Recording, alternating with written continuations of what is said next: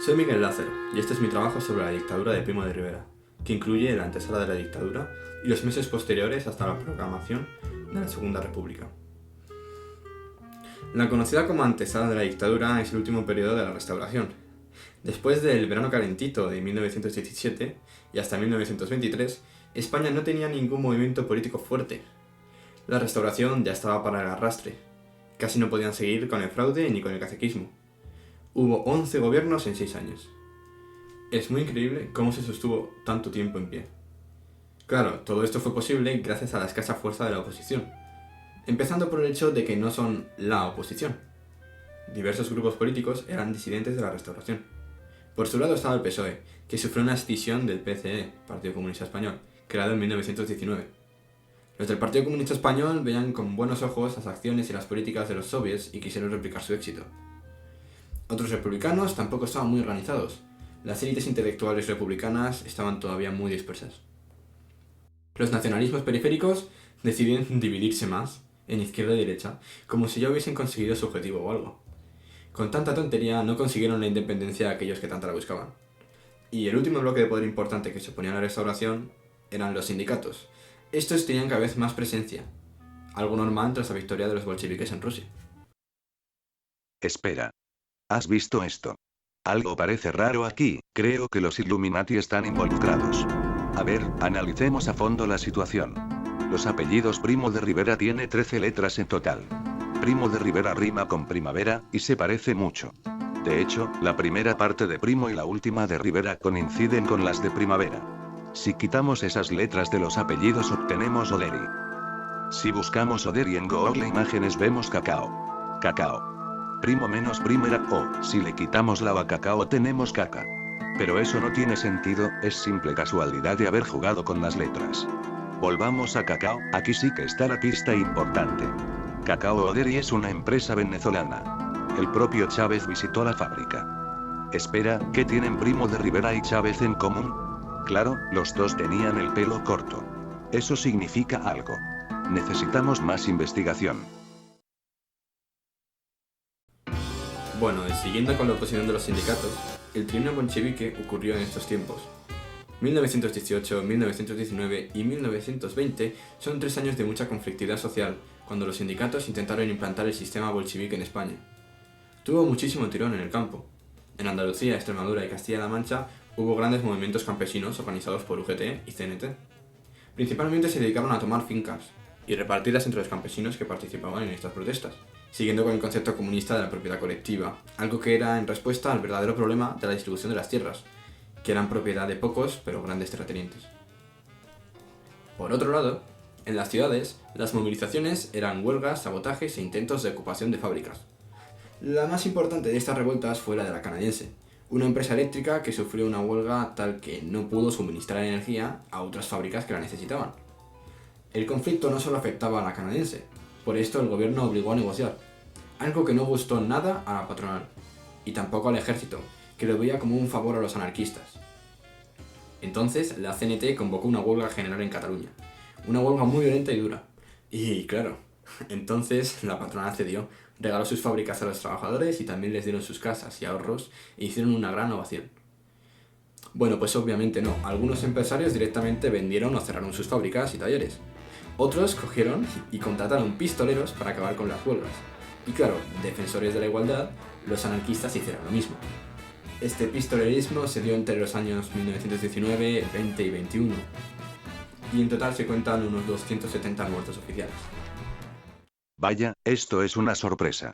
Mi teoría cada vez cobra más sentido. El trienio bolchevique dura 3 años, como dice su nombre. 3 son el número de lados del triángulo Illuminati. ¿Casualidad? No creo. Años 1919, 1920 y 1921 también son 3, tenemos un segundo triángulo Illuminati. ¿Pero quién está en el centro de estos triángulos? El ojo que todo lo ve, pero ¿quién lo tiene? Primero veamos cómo hemos obtenido esta información. Claro, eso es. Javier, mi profe de historia. Él me contó que durante el pistolerismo se utilizó el respaldo de la ley de fugitivos para matar a objetivos incómodos. Objetivos y rima con compartidos. Tenemos algo pero aún no sé descifrar qué. Necesitamos más pruebas. Bueno, pues por si la restauración no estaba suficientemente en declive, ocurrió el desastre de Anual. En el Congreso se debatía si seguir luchando o abandonar el RIF. Las juntas de defensa estaban deseando que se abandonase estos territorios, pero los africanistas y el mismo rey parecían tenerle bastante cariño. Y bueno, pues deciden ir con un par hacia adelante. El general Berenguer se hacía cargo de Ceuta y el general Fernández Silvestre de la parte de Melilla. La situación se fue al traste cuando Fernández Silvestre se pasó de ansia en el ataque. La distancia era larga y para llegar primero al encuentro con las tropas aliadas de Ceuta, este general esparció su ejército sin controlar el territorio por una táctica de bloqueados. Estas estructuras eran débiles. Las tropas de Abdelkrim, que eran locales, lo tuvieron relativamente fácil para arrasar con todo el avance español. En un sanguinario contraataque, los rifeños aniquilaron todo el rastro de españoles y por poco conquistan Melilla. Un evento de este contraataque fue el asalto al Monte Ruiz. Los españoles se rindieron y soltaron las armas, solo para ser degollados sin piedad. Las consecuencias de la derrota en el Rif fueron importantes. A corto plazo se sufrió la pérdida de todo el territorio rifeño y la indignación de toda la población. En el medio plazo sufrieron los políticos y militares. Se abrieron comisiones de investigación para analizar lo ocurrido y buscar culpables. Uno para los políticos y otro para los militares. El general Picasso se hizo cargo de la investigación militar. El conocido como Expediente Picasso fue demoledor para el ejército en África. Y por otro lado, la Comisión de Responsabilidades Políticas, que investigó a los políticos al rey, no consiguió publicar su informe. Se habla de que dejaría al rey en evidencia y que hubiera sido un desastre político. Pero no salió nunca a la luz, porque Miguel Primo de Rivera dio un golpe de estado, que encubrió todo y le puso al mando. Parece que España hace todo mal. ¿Qué ponía en el informe de la Comisión de Responsabilidades Políticas? Es un misterio, pero seguramente tenga algo que ver con los Illuminati. Picasso, un conocido pintor, uno de los cuadros más conocidos de Picasso es el Guernica. ¿Es el Guernica Illuminati? No, es un cuadro, no puede ser Illuminati. Pero espera, ¿quién más dijo no?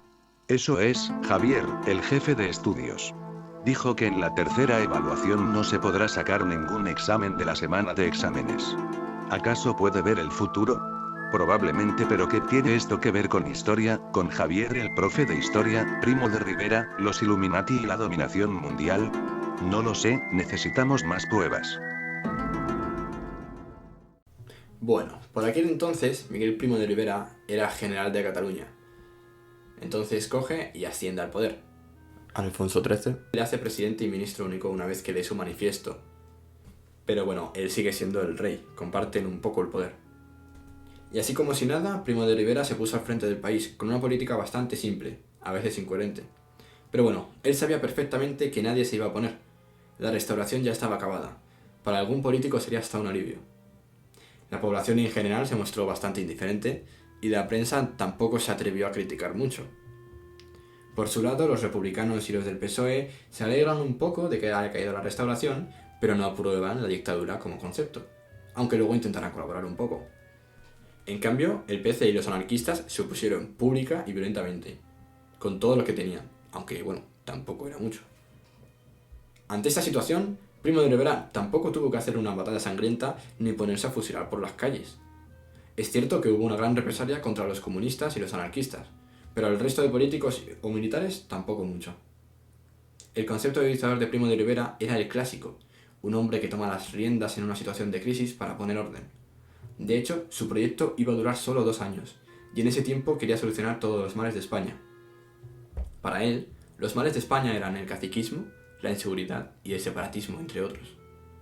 Las políticas en estos aspectos y una forma de organización corporativista van a describir toda la dictadura de Primo de Rivera. El corporativismo lo conseguirá a través de comités paritarios y Asamblea Nacional, que posteriormente explicaré. También cabe destacar que todo el periodo de la dictadura de Primo de Rivera coincide con una bonanza capitalista internacional, después de la crisis de la Gran Guerra, aunque esto también lo mencionaré después.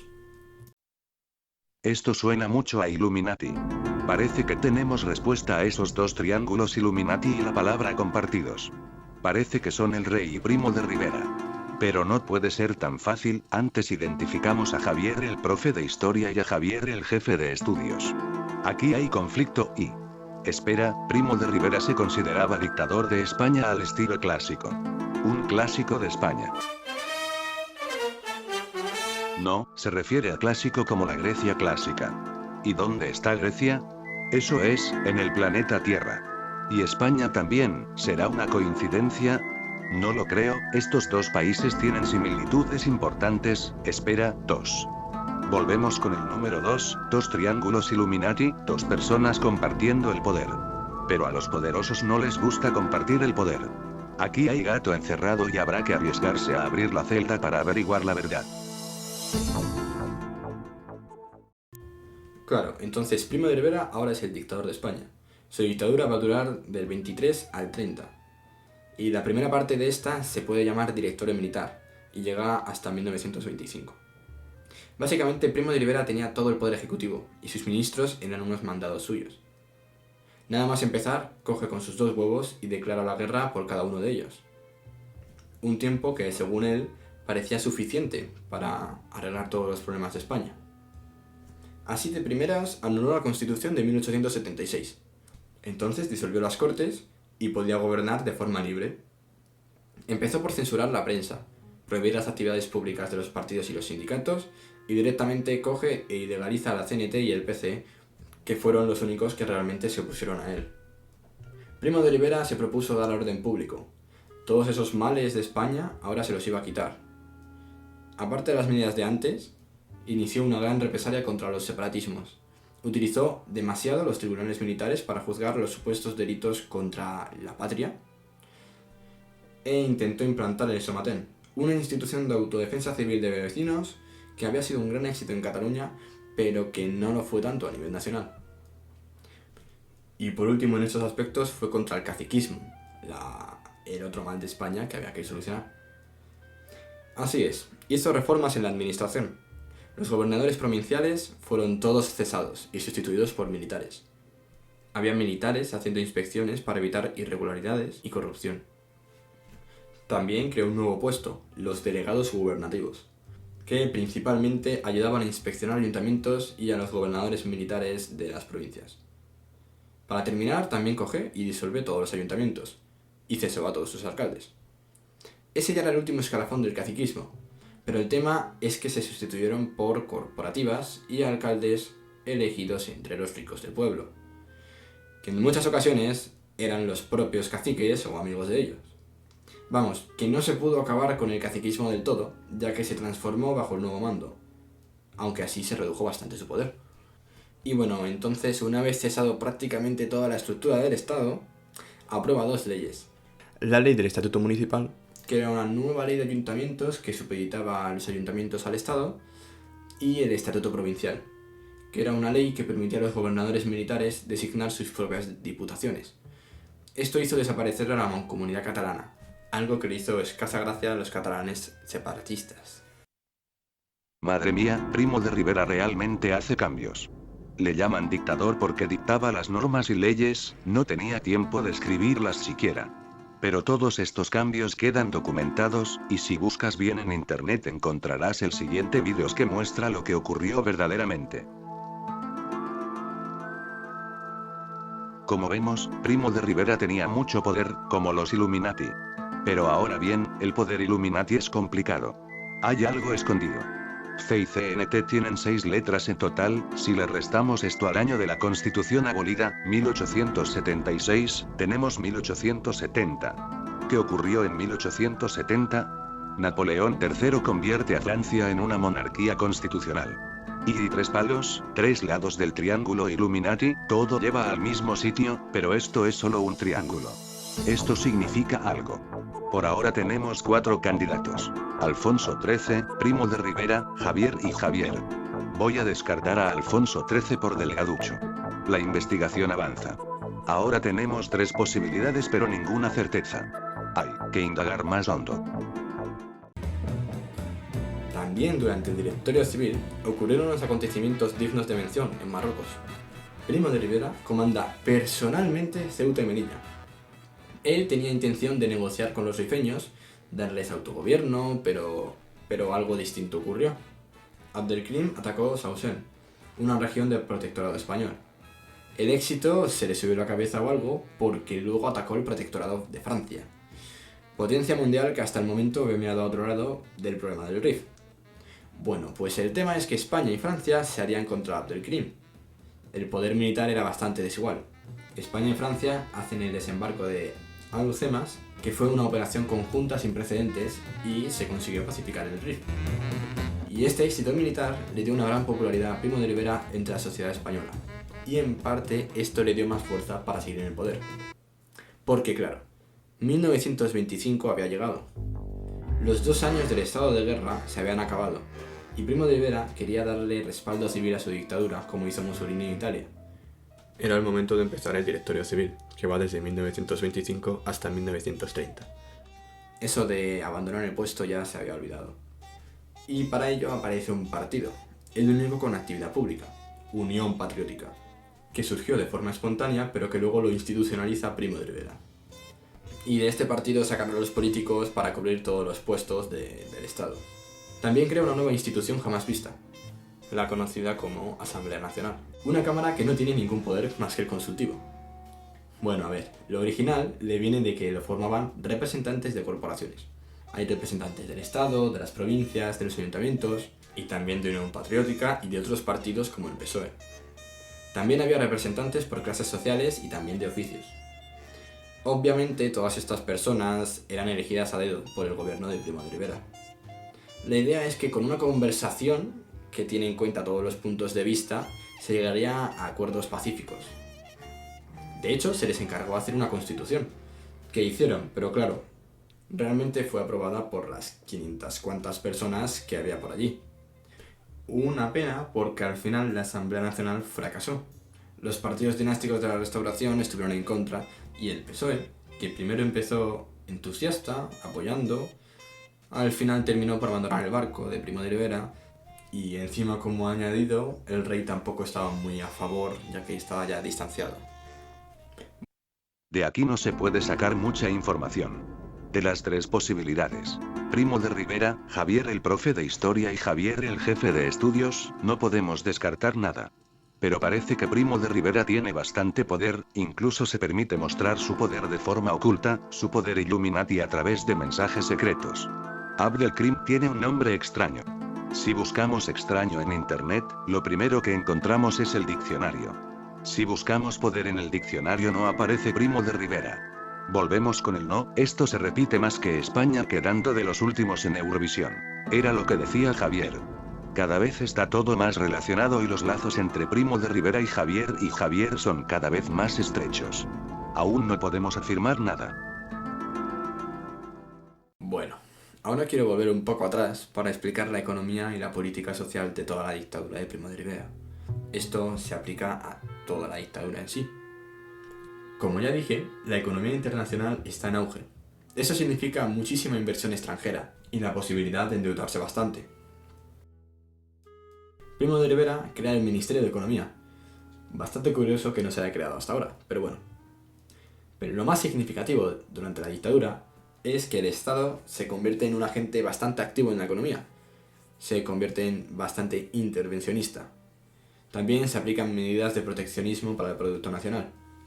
Este proteccionismo permitió que la industria española no tuviese que competir al nivel de la industria extranjera, dejándola crecer poco a poco. Y bueno, la intervención del Estado se traduce en empresas públicas, algunas bastante monopolísticas, como el caso de Telefónica, y en estos años también se aprovechó para fomentar obras públicas. Todos estos proyectos que ya se habían empezado o diseñado, pues continuaban. Ya que había bastante dinero, pues era el momento de hacerlo. Bueno, había dinero a medias, porque el Estado se endeudó muchísimo, creando tantas empresas y trastocando tanto el mercado. Aunque claro, tampoco había ningún organismo que le dijese, oye, no te endeudes mucho porque yo qué sé. Pero bueno, la política social de Primo de Rivera parecía ser un éxito, desde el punto de vista del orden. La conflictividad social era baja, que estaba maquillada bastante por la bonanza económica, que mantenía el paro bajo, daba seguros, permitía crear viviendas públicas y hacer más medidas para el trabajo. Bueno, pero el gobierno en sí lo que quería era sustituir la lucha de clases por la colaboración de clases, como hizo Mussolini en Italia. Y entonces, pues, por ejemplo, implementó los comités paritarios. Básicamente, las mesas de negociaciones ahora tendrían un número igual de representantes de los patronos y los trabajadores, que normalmente eran representados por los sindicatos, y había una figura de árbitro que venía de parte del Estado. También es importante destacar que esta conflictividad social baja también era producto de la nula actividad política de los partidos que no fueran Unión Patriótica y de la ilegalización de aquellos agentes más insurreccionales como la CNT, por ejemplo. Bueno, parece que tenemos un ganador por aquí. Primo de Rivera se perpetuará en el poder. Spolier, no. Se nos va a caer. Y eso solo deja dos posibilidades. ¿Quién será, Javier o Javier? Sinceramente voto por Javier, pero Javier tiene también muchas posibilidades. Se acerca la desvelación final, puedo sentirlo. Al igual que la cara de puzzle al otro lado de la pantalla. Ahora solo necesito una prueba más, algo que me haga definitivamente conocedor del poder supremo de los Illuminati. Ya después de 6 años y un poco, la caída de la dictadura de Primo de Rivera era algo que se venía cocinando allá por el 1926 o 27. Hubo de hecho 2 intentos de golpe de estado, en el 26 y en el 29. Bueno, los ingredientes eran toda la oposición que Primo de Rivera había ido recolectando en sus salidas al campo. El ejército, por ejemplo, ya estaba bastante cansado por los ascensos por méritos de guerra. Los artilleros se opusieron firmemente y Primo de Rivera firmó su disolución. Los republicanos ya parecían entenderse un poco más entre izquierda y derecha, se estaban empezando a aliar. Y los intelectuales, del tipo Unamuno y todos esos, bueno, pues tampoco pensaban bastante bien de Primo de Rivera. Los nacionalistas, tanto vasco como catalán, ya empezaban a tener más fuerza, sobre todo los catalanes, que de hecho crean Esquerra Republicana de Cataluña. Por su lado, UGT y PSOE, que habían colaborado en un principio, le abandonaron para no caer en la misma tumba. Los anarquistas, en cambio, se radicalizaron aún más. Se funda la FAI, Federación Anarquista Ibérica, que buscaba una verdadera revolución armada.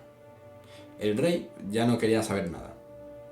Sí es cierto que le apoyaba en un principio, pero es que si le seguía apoyando iba a caer con él, así que abandonó a Primo de Rivera. Finalmente, ante la presión de todos, Miguel Primo de Rivera dimite en enero de 1930. Ya está. Tengo la solución. Ha estado ahí todo este tiempo. UGT, PSOE, FAI. Francisco Javier Bravo Burguillos Jiménez. Esos son 37 letras. Es el enigma más complejo jamás resuelto. La letra O ocupa el puesto 22 en el abecedario. La G el 7. La T el 21. Eso suman 50. La F de FAI es 6, 44. Y recordemos que UGT y PSOE suman en total 7 letras. Si restamos 44, 7, obtenemos 37. Y las letras que nos sobran son la O, que sobra, como he dicho antes, la E y la S que juntos forman S. Y por último sobran 2 letras más. 37 es 2. Javier es las 2 personas al mismo tiempo. Él es las 2 personas y el líder Illuminati supremo. Espero que este mensaje llegue al público, aunque Javier tiene un poder inmenso y seguro que pasa por sus manos, rezo porque no lo intercepte. Te hemos pillado, Javier.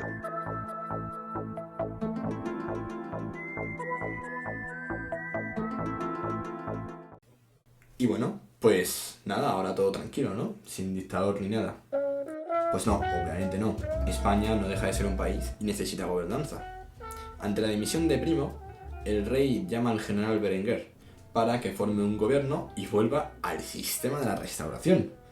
Esto, pues, fue un error. Ese sistema ya había muerto y los republicanos tenían una inercia imparable. Prueba de ello es que se firma el Pacto de San Sebastián en agosto de 1930, con prácticamente todos los grupos republicanos, siendo que el PSOE tardó un poco más, que firman un pacto para dejar caer al gobierno de Berenguer, dar un pronunciamiento e instaurar la república. En diciembre hubo un intento de golpe de estado que estuvo planificado un poco mal y no tuvo resultados, aunque dejó los típicos mártires de la revolución y de la república. Mientras tanto, Berenguer intentaba volver a la normalidad y convocar elecciones, que obviamente iban a ser fraudulentas, y los partidos cogieron y se negaron a participar. Ya sin ningún apoyo, si es que alguna vez lo tuvo, Berenguer pierde el poder. Aznar se pone al mando de un gobierno provisional que convoca elecciones de verdad. En las votaciones, que una fue municipal y otra fue general, los republicanos tuvieron una victoria aplastante, aunque sí que es cierto que había bastante movimiento monárquico. El PSOE obtuvo un gran éxito, y ante esta situación, y como las elecciones se tomaron a modo de plebiscito, que ganaron los republicanos, el rey tuvo que abdicar, y se proclamó la Segunda República Española. Y aquí termina mi trabajo. Muchas gracias.